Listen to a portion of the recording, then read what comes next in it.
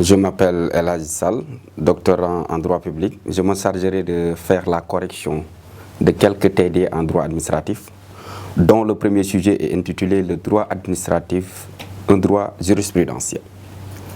Alors, pour traiter un tel sujet, il faut d'abord poser la question de savoir est-ce que les règles du droit administratif sont essentiellement d'origine jurisprudentielle.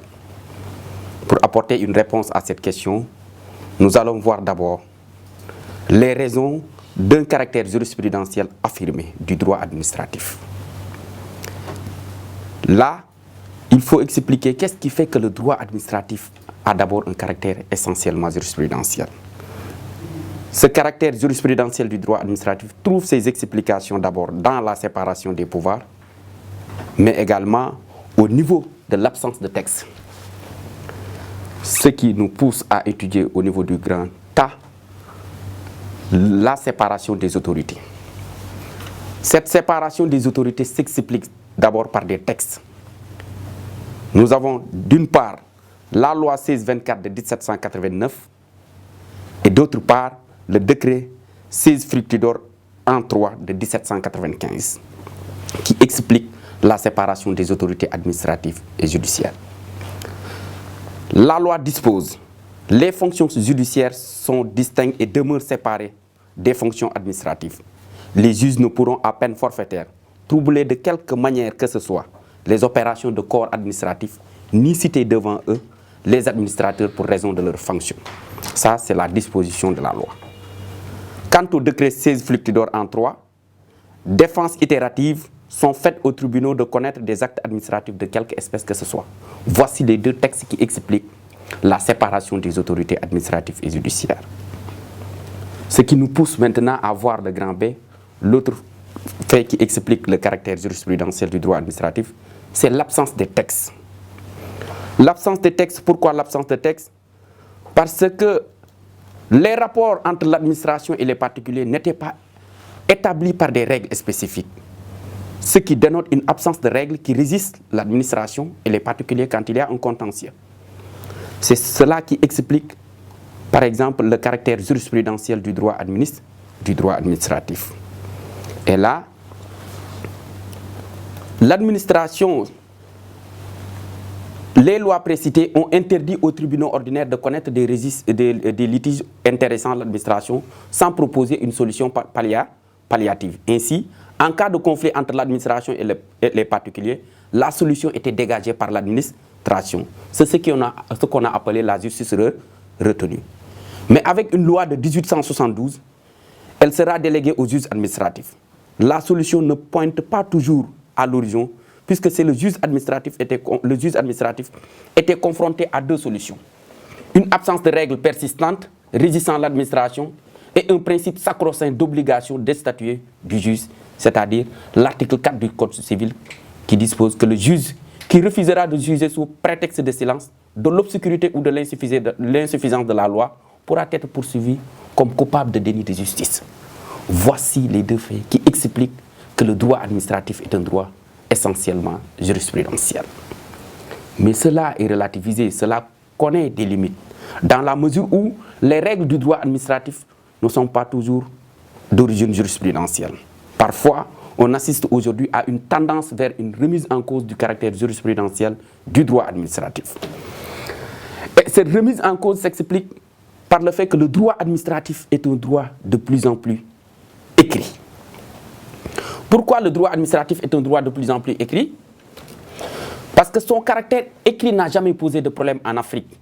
Car dès les indépendances, les États africains ont fait l'option de la codification de toutes les vertus reconnues à celle-ci, mais également à tous ses avantages.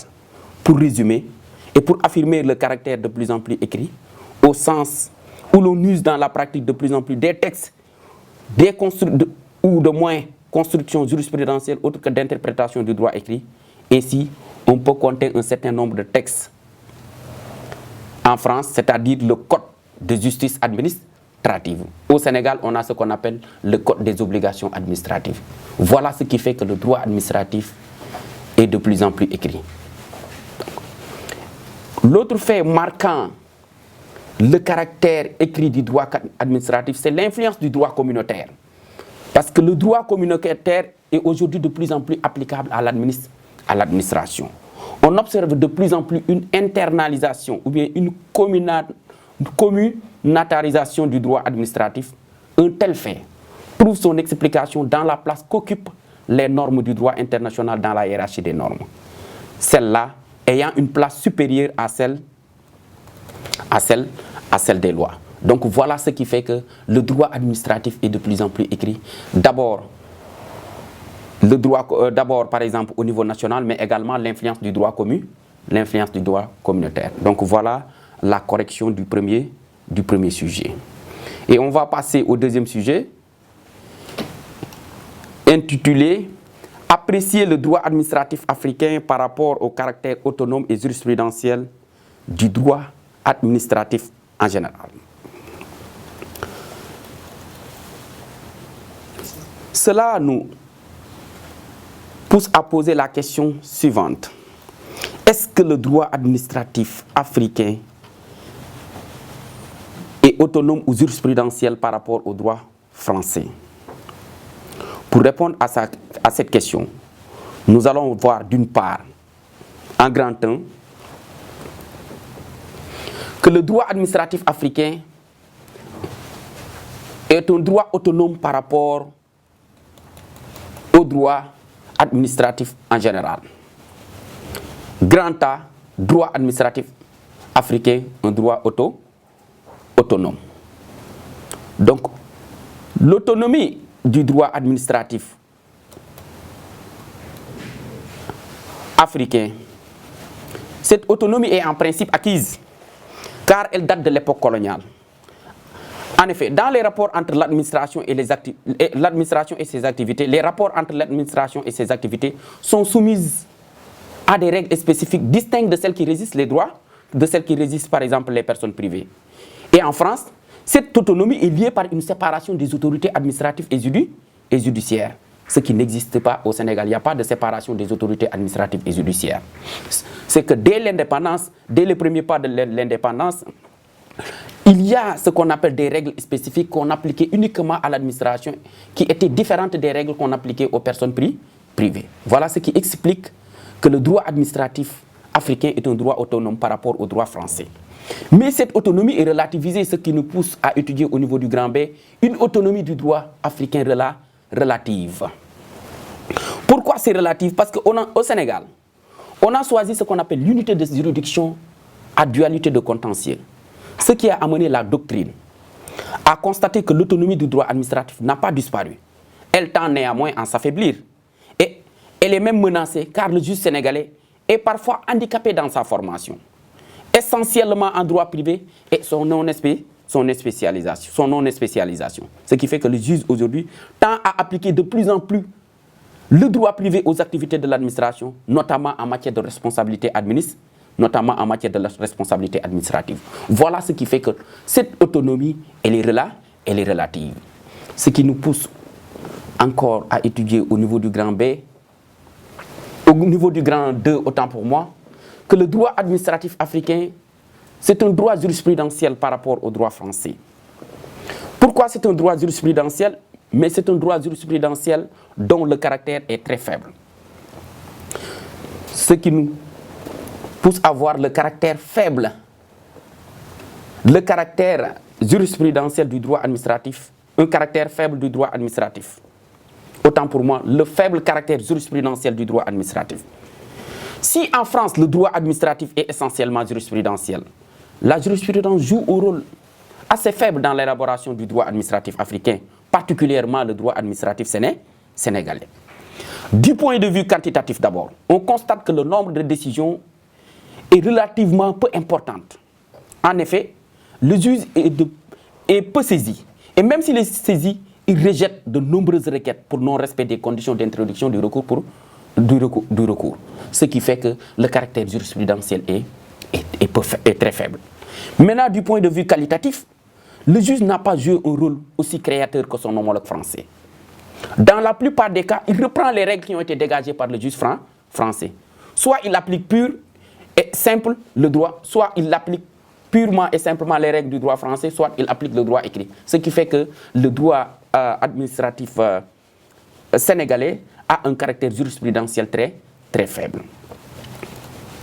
Maintenant, nous allons voir le sujet 3, intitulé « Centralisation et décentralisation ». La centralisation et la décentralisation, c'est le sujet numéro 3.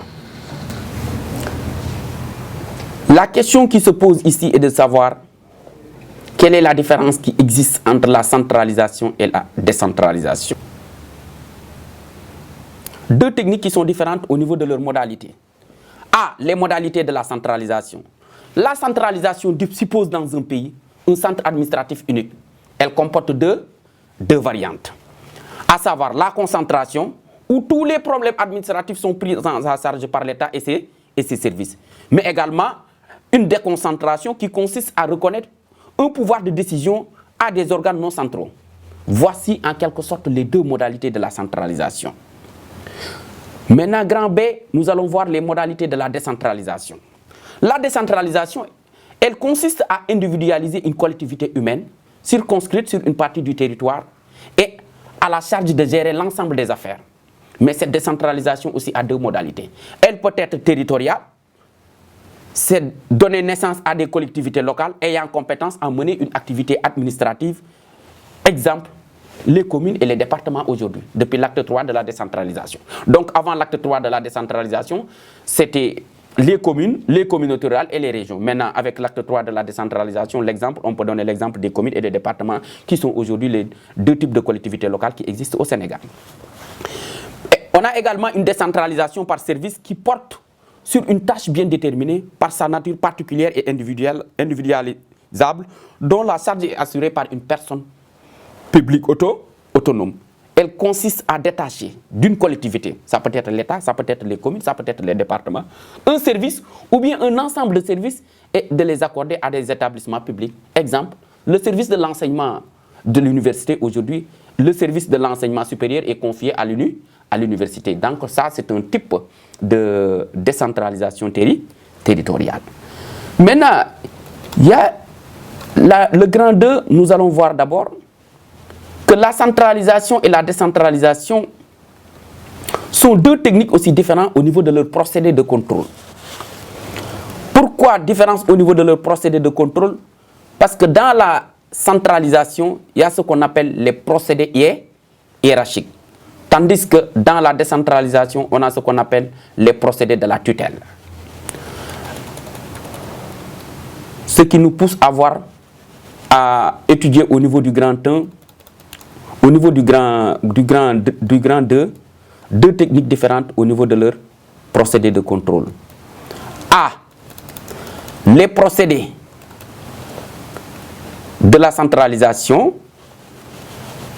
Les procédés de la centralisation, 2 points, le pouvoir et 2 points, les procédés du pouvoir hiérarchique. Ici, l'autorité hiérarchique ou bien l'autorité supérieure dispose d'un pouvoir de nomination, de mutation des agents placés sous son autorité. Il dispose aussi d'un pouvoir disciplinaire, c'est-à-dire qu'elle note, récompense ou sanctionne les agents placés sous son autorité. L'autorité aussi dispose des pouvoirs sur les actes, l'instruction, l'approbation, l'annulation ou déformation de l'acte ou la suspension. Voici les procédés du pouvoir hiérarchique. Grand B maintenant, les procédés de la tutelle. Il y a d'abord une tutelle sur les organes et une tutelle sur les actes. D'abord, la tutelle sur les organes. Ce pouvoir n'est pas trop étendu car les autorités décentralisées sont en principe élues. Mais la loi permet dans un certain cas un contrôle disciplinaire et admet un pouvoir de nomination. Exemple, dissolution ou suspension d'un conseil municipal, révocation du maire. Voici des exemples où, par exemple, il y a une tutelle sur les organes. Maintenant, la tutelle sur les actes. La tutelle sur les actes, l'article 245 du Code des collectivités locales. La tutelle, en principe, elle a été supprimée depuis 1996. Mais il existe une survivance de la tutelle sur les actes prévus dans l'article 245 du Code général des collectivités locales. Ces actes nécessitent une approbation de l'État avant d'être exécutoire. C'est pourquoi on parle d'une survivance de la tutelle. Là, l'autorité administrative est obligée de donner son approbation avant que l'acte puisse être exécutoire. C'est pourquoi on parle de la survivance de la tutelle. Et nous allons voir en dernier lieu, le dernier sujet, le recours de plein contentieux. Quatrième sujet, le recours de plein contentieux. J'ai dit que le recours de plein contentieux, c'est un recours qui permet de réparer des dommages et intérêts, c'est-à-dire de statuer sur les droits subjectifs des personnes morales ou bien des personnes privées. On s'est posé la question de savoir quelle est la procédure et l'évolution d'un tel recours. Pour répondre à cette question, nous allons étudier en grand temps la procédure spéciale de la matière administrative. Cette procédure pose deux conditions. La première, c'est la règle de la demande administrative préalable. Et la deuxième condition, c'est l'introduction du recours contentieux dans le délai de 2 mois. Ce qui nous pousse à étudier en grand temps la règle de la demande administrative préalable. L'article 729 du Code de procédure civile dispose que toute action en justice doit être procédée d'une demande adressée à l'autorité administrative. C'est ça qu'on appelle la règle de la demande administrative préalable. Donc, il faut que la personne introduise une demande à l'autorité administrative avant de saisir le juge. Maintenant, grand B, nous allons voir l'introduction du recours contentieux dans le délai de 2 mois. Ce recours, il faut le faire dans le délai de 2 mois. C'est pourquoi l'alinéa 2 de l'article 729 dispose que l'assignation doit, à peine d'irrecevabilité, être introduite dans le délai de 2 mois qui suivent soit l'avis donné de la décision de l'administration, soit l'expiration du délai de 4 mois, valant décision implicite de rejet. Donc, voici la procédure qui a été prévue dans le plein contentieux. Maintenant, nous allons étudier le grand 2, l'évolution de la matière administrative. Grand A, la conception matérielle de la matière administrative. Il existe généralement 2 grandes conceptions de la matière administrative. Au sens organique, on dit qu'un litige appartient à la matière administrative lorsqu'une personne publique est partie ou bien est en cause. Au sens matériel, un litige appartient à la matière administrative lorsque les prétentions des parties se fondent sur un acte de puissance publique relatif à des problèmes spécifiques du droit administratif. Voici la conception de la matière administrative. C'est le grand cas. Mais aujourd'hui, cette conception de la matière administrative, on a tendance à évoluer, on a tendance vers une conception organique, ce qui nous pousse à étudier le grand B, une tendance vers la conception organique, c'est-à-dire ici, au lieu d'utiliser la tendance matérielle, c'est la tendance organique, c'est la conception organique qui est de plus en plus étudiée depuis l'arrêt de la Cour suprême de de la Cour d'appel de 1978. 14 juillet 1978 marque.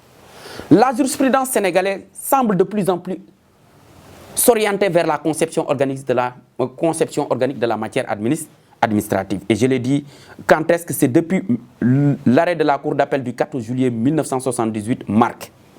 Ensuite, en 1986, le juge exige le respect de la procédure de l'article 729 dans l'affaire fondée sur une voie de fait. Tribunal tribunal régional Dakar, 17 octobre 1986, dans l'affaire Dieynaba Diallo.